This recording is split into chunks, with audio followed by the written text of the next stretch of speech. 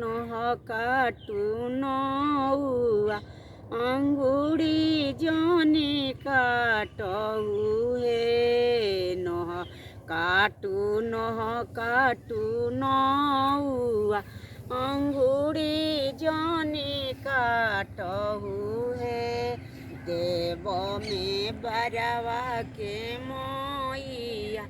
तै के घुघुआ खेलई हन हे नह काटू नौआ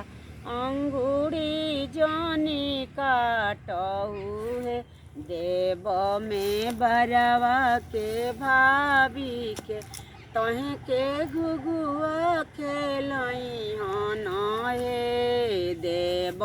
में बरवा के भाभी के तोहे के घुघुआ खेलई हन हे नह काटू नौआ अंगूरी जनी काटऊ हे देव में बरवा के दीदी के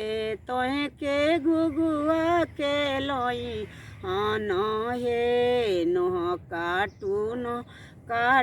नौआ अंगूरी जनी काटऊ देव में बरवा के मामी के तोहे के घुघुआ खेलई हन हे नह काटू नौआ अंगूरी जनी काटऊ देव में बरवा के सालिन के तोहे के घुघुआ खेलई हन हे देव में बरवा के सालिन के तोहे के घुघुआ खेलई हन हे।